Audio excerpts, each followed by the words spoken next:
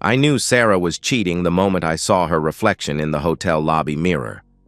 She didn't notice me. She was too engrossed in Derek's lips against her neck, his hands possessively clutching her waist as they waited for the elevator. My wife of 8 years and my business partner of 5, hidden in plain sight, thinking they were safe in a hotel 15 miles from our office. I stood frozen, briefcase in hand, the contracts I'd stayed up all night preparing suddenly meaningless.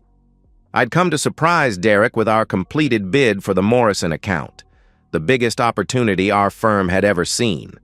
Instead, I received the most devastating surprise of my life. The elevator doors opened, and they stepped inside, laughing. As the doors closed, Sarah reached up and kissed him deeply, with a passion I hadn't seen from her in years. I didn't confront them. I didn't make a scene. I simply turned around and walked out, the image of their betrayal seared into my mind like a brand. That was 6 months ago. Today, I'm finally ready to collect what I'm owed. Sarah and I met in graduate school, both of us ambitious and driven. I was immediately captivated by her quick mind and infectious laugh. She was studying marketing while I focused on business development. We complemented each other perfectly. She understood people, and I understood systems. After graduation, we married and built our life together. When I decided to start my own consulting firm, Sarah was my biggest supporter. She stayed up late with me planning the business model, critiquing my proposals, even designing our first logo. We were a team in every sense of the word. 3 years in, when we needed to expand, Sarah suggested bringing in Derek Mitchell. He had a reputation for being brilliant at client acquisition, and we needed someone with his charisma and connections. I trusted Sarah's judgment implicitly. Derek became not just my business partner, but one of my closest friends, or so I thought. The first few years were magical. Our business, MSB Consulting, grew rapidly. Derek brought in high-profile clients while I handled strategy and operations. Sarah managed our marketing and brand presence. We were the perfect trio, our combined talents creating something greater than any of us could have built alone. Looking back, I can see the warning signs. The way Derek's eyes lingered on Sarah during meetings. How she began dressing differently when she knew he would be at the office. The inside jokes they shared that somehow always excluded me. But I was too consumed with growing our business to notice the growing distance between Sarah and me. "You're working too much, Michael," she would say, her tone more accusatory than concerned. "Maybe you should take a page from Derek's book. He knows how to balance work and play." I'd brush off her comments, assuming she was just frustrated with my long hours. I was working for us, for our future. I never imagined she was building a different future altogether. The small betrayals accumulated slowly. Sarah began critiquing me constantly. My clothes, my conversational skills, my business decisions. Nothing I did seemed good enough anymore. Meanwhile, Derek could do no wrong in her eyes. "Derek thinks we should pursue the international market," she'd say over dinner, not bothering to look up from her phone. "I've explained why that's premature," I'd respond, trying to keep the irritation from my voice. "We need to solidify our domestic base first." "Well, Derek says that's playing it safe. He says visionaries take risks." It was always Derek says, or Derek thinks. My opinion, despite having built this company from nothing, suddenly carried less weight than his. Then came the unexplained absences, late meetings that couldn't be rescheduled, weekend conferences I wasn't invited to attend, the growing coldness in our bed. I told myself it was just a rough patch, that all marriages go through periods of distance. But the day I saw them at the hotel confirmed what my subconscious had been screaming for months. My wife and my business partner had betrayed me in the most fundamental way possible. That night, I sat alone in my home office, a glass of whiskey in my hand, and made a decision. I wouldn't confront them. Not yet. I wouldn't give them the satisfaction of seeing me broken. Instead, I would be patient. I would plan. I would make them pay for their betrayal in ways they couldn't imagine. The next morning, I acted as if nothing had changed. I greeted Sarah with a kiss on the cheek, listened to her talk about her plans for the day, and headed to the office where I shook Derek's hand and discussed client strategies. But behind my facade of normalcy, I began gathering information. I installed monitoring software on our home computer and Sarah's work laptop. I recorded their phone conversations. I hired a private investigator to document their meetings. What I discovered was far worse than I had imagined. Not only were they having an affair, but they were actively plotting to push me out of my own company. Derek had been cultivating relationships with our board members, suggesting that my conservative approach was holding the company back. Sarah had been working behind the scenes, preparing marketing materials for a rebranded company, one that conspicuously omitted my name. The most damning evidence came in the form of emails discussing their post-Michael strategy. They had already consulted with a lawyer about forcing a buyout at a fraction of my shares' worth. They planned to use my long hours and emotional distance as grounds for divorce, with Sarah claiming she deserved half the company for her contributions. Their arrogance was breathtaking. They assumed I was too absorbed in my work to notice their machinations. They underestimated me, and that would be their downfall. My breaking point came during a dinner at our home. Sarah had invited Derek over to discuss business, something that had become increasingly common. I watched from across the table as they exchanged knowing glances, their fingers brushing when passing dishes, the subtle intimacy of betrayal happening right in front of me. "You seem distracted, Michael," Sarah said, her tone condescending. "Derek and I were discussing the Westfield proposal. He thinks we should take a more aggressive approach." Derek nodded, wearing the expression of benevolent concern he had perfected. "No offense, Michael, but your caution might cost us this account. Sometimes you need to take risks to get ahead." "Like sleeping with your business partner's wife?" The words almost escaped my lips, but I held back. Not yet. The time wasn't right. Instead, I smiled tightly. "I appreciate your input, Derek. I'll consider it." Later that night, as Sarah slept beside me, or pretended to, I realized with crystal clarity that this couldn't continue. I would not be the passive victim of their betrayal. I would not allow them to steal what I had built through years of sacrifice and hard work. I would act, but not with the hot rage they might expect. No, my revenge would be cold, calculated, and complete. My plan required patience above all else. I needed to appear oblivious while positioning my pieces on the board. The first step was to secure my company. I began having private meetings with our major clients, strengthening my personal relationships with them. I emphasized how my direct involvement had benefited their businesses, subtly separating my contributions from Derek's flashier but less substantial work. With our board members, I took a different approach. I shared my vision for the company's future, a vision that highlighted innovation while emphasizing financial stability. I made myself indispensable by spearheading a new service line that quickly became our most profitable division. Simultaneously, I created a paper trail documenting Derek's increasingly erratic business decisions. I didn't need to fabricate anything. His arrogance had led to several questionable calls that I had previously covered for. Now, I simply stopped hiding his mistakes. On the home front, I played the role of the oblivious, devoted husband. I sent Sarah flowers, planned date nights, and told her how much I appreciated her, all while documenting her lies, her absences, and her increasingly brazen disrespect. "You're being unusually romantic," she commented one evening, looking almost guilty as she received the expensive bracelet I'd bought her, the purchase recorded and added to my evidence file. "I just realized I've been taking you for granted," I replied, watching her discomfort grow. "I want to make sure you know how much you mean to me." The irony was exquisite. Every act of affection was another twist of the knife I was preparing to plunge. The most delicate part of my plan involved the company's finances. Derek had been skimming from certain accounts, likely to fund the lavish lifestyle he used to impress Sarah. I had discovered his embezzlement months ago, but had said nothing. Now, I carefully documented every instance, creating an airtight case that would be impossible to defend against.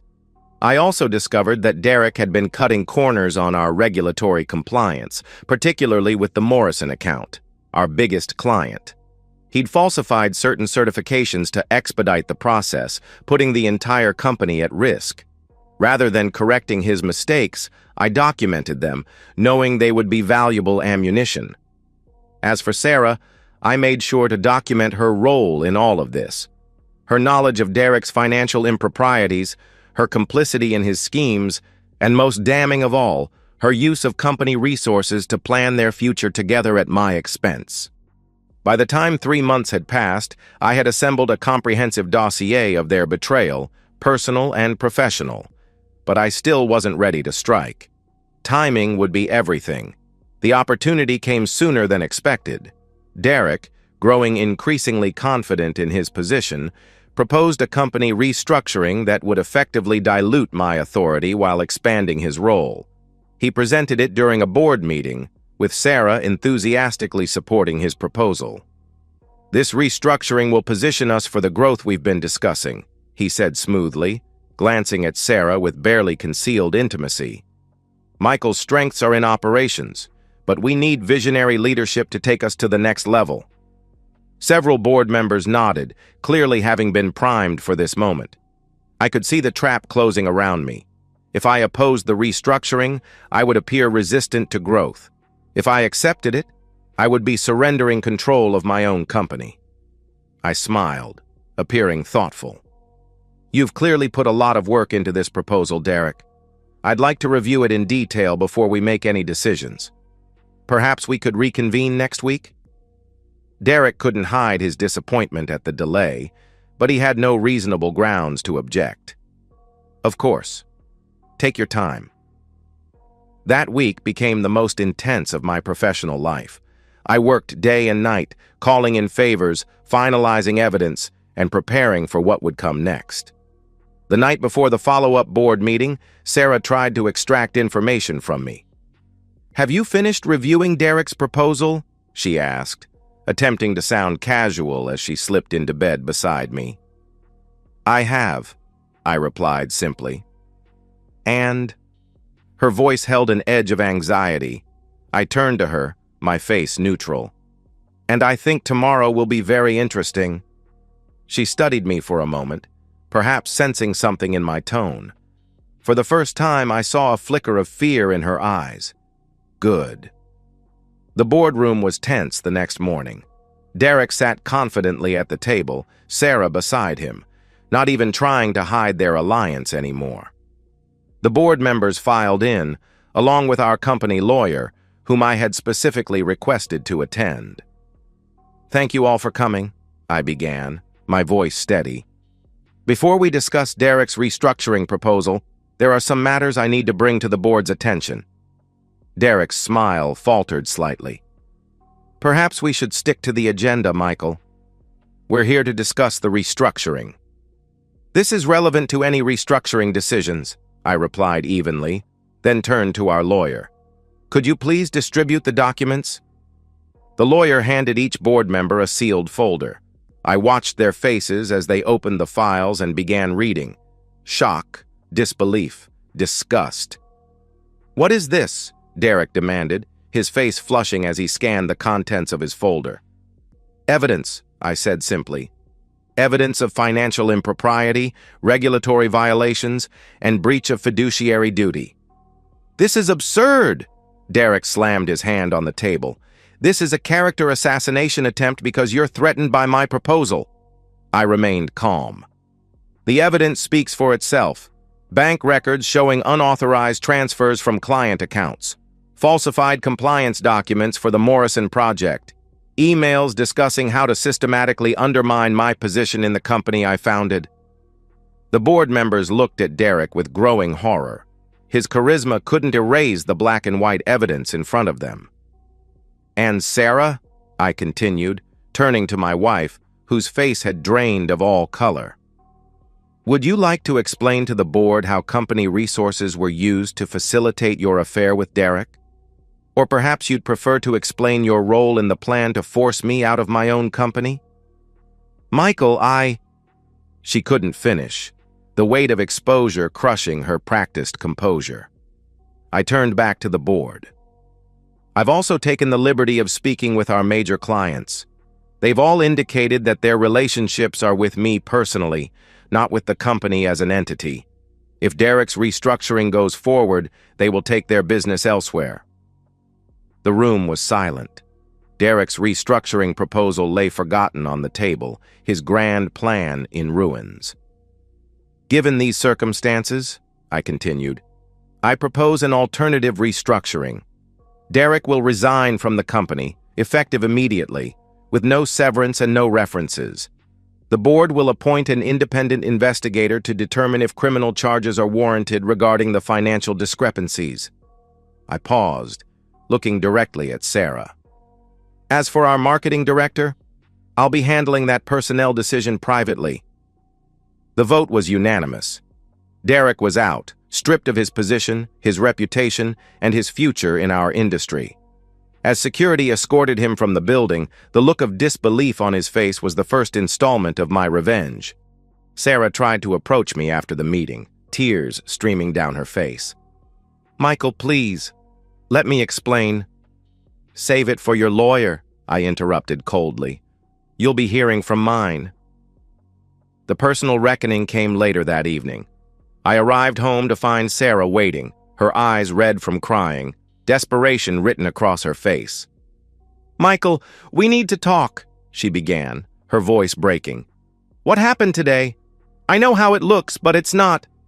Not what? I interrupted, my voice eerily calm. Not an affair with my business partner? Not a conspiracy to steal my company? Not a complete betrayal of our marriage and the trust I placed in you? I made a mistake, she whispered. We can work through this. I laughed, the sound devoid of humor. A mistake is forgetting an anniversary, Sarah. What you did was a calculated betrayal that went on for months. You didn't just cheat on me. You tried to destroy me. That's not true. Derek was the one who— Stop. My voice cut through her excuses like a blade. I have the emails, Sarah. I have the recordings. I know exactly what you said about me, what you planned, how you laughed at my obliviousness while plotting to take everything I've built. Her face crumpled as she realized the extent of my knowledge. How long have you known? Long enough to ensure that you and Derek will never recover from this. I walked to my office and returned with a thick folder, which I dropped on the coffee table between us. Divorce papers, I explained as she stared at the document. You'll note there's no proposed settlement included. That's because you'll be getting nothing. You can't do that, she protested, panic rising in her voice. I'm entitled to half of everything. The house, the savings, my share of the company. Your prenuptial agreement waives your rights in cases of infidelity, I reminded her. And as for your share of the company, the board has unanimously agreed to terminate your employment for ethical violations. Your company shares will be returned to the company treasury as stipulated in the shareholder agreement you signed. Her face paled as the reality of her situation began to sink in. Where am I supposed to go? She asked, her voice small. That's not my concern anymore, I replied. You have until tomorrow to pack your personal belongings. Anything you leave behind will be donated or disposed of. Tomorrow? That's impossible. I need time to— You had time, Sarah. You had 8 years of my time, my trust, and my love. You wasted it. Now your time is up. I turned to leave the room, but her desperate voice stopped me. I loved you once, Michael. I really did. I looked back at her, this woman I had once built my life around, and felt nothing but cold satisfaction at her distress. The feeling was mutual, I replied. But unlike you, when I commit to something, I see it through, including this divorce. The aftermath unfolded exactly as I had planned. Derek, facing potential criminal charges for embezzlement, fled the country, abandoning Sarah to face the consequences alone. His hasty departure only confirmed his guilt in everyone's eyes. Sarah tried to fight the divorce terms, but her case collapsed when her lawyer heard the recordings I had gathered. She left with nothing but her personal belongings and the crushing weight of her actions. The company not only survived, but thrived without them. I promoted Claire, my loyal assistant, who had secretly helped gather evidence against Derek, to Chief Operations Officer. Together, we restructured the firm, focusing on ethical business practices and client relationships built on trust. As for Sarah, I heard through mutual acquaintances that she had been forced to move to a small apartment in a less desirable neighborhood, taking a low-level marketing job at a struggling company, the only place that would hire her after word of her professional and personal betrayals spread through our industry. 3 months after the divorce was finalized, I received an email from her. "Michael, I understand now what I threw away. The life we built, the trust you placed in me, I destroyed it all for something that wasn't real. Derek abandoned me the moment things got difficult. He never loved me the way you did. I'm not asking for forgiveness. I know I don't deserve it. I just wanted you to know that I recognize the magnitude of my mistake, and I'll be paying for it for the rest of my life. Sarah." I read the email once, then deleted it without replying. Her regrets meant nothing to me now. 1 year later, I stood in my expanded office, looking out over the city skyline. The company had doubled in size, with Claire proving to be a better partner than Derek ever was. Honest, dedicated, and loyal. My phone buzzed with a message from my real estate agent confirming the sale of our former home, the last tangible reminder of my life with Sarah. I felt a weight lift from my shoulders as I typed my approval. Later that evening, Claire and I celebrated the company's most successful quarter with a quiet dinner. As we clinked glasses, she studied my face. "You seem different lately," she observed. "More at peace." I considered her words. I am. For a long time, I was consumed by what Sarah and Derek did, the betrayal, the revenge, all of it. But now, I realized that the best revenge wasn't exposing them or taking everything back. "No?" Claire raised an eyebrow. "Number. The best revenge is moving forward and building something better than what was destroyed. They're trapped in the consequences of their actions, while I'm free to create a new future." As we continued our dinner, discussing plans for the company's expansion, I realized I had achieved something that Sarah and Derek never could: success built on integrity, partnerships founded on trust, and a life defined by my own terms, not by the betrayals of others. The game they started, I had finished. And I had won not just by destroying their plans, but by refusing to let their betrayal define me. In the end, that was the most satisfying victory of all. And so, we've reached the end of today's story. Was it what you expected, or did it take a twist you didn't see coming? I'm curious to hear your thoughts. Share them in the comments below, and let's get a conversation going. If this story kept you hooked, make sure to hit that like button. And if you're new here or just haven't subscribed yet, now's the perfect time to join our community. I bring you fresh, captivating stories every day, so click that subscribe button and turn on notifications so you never miss out. Thanks for watching, and I'll see you in the next one.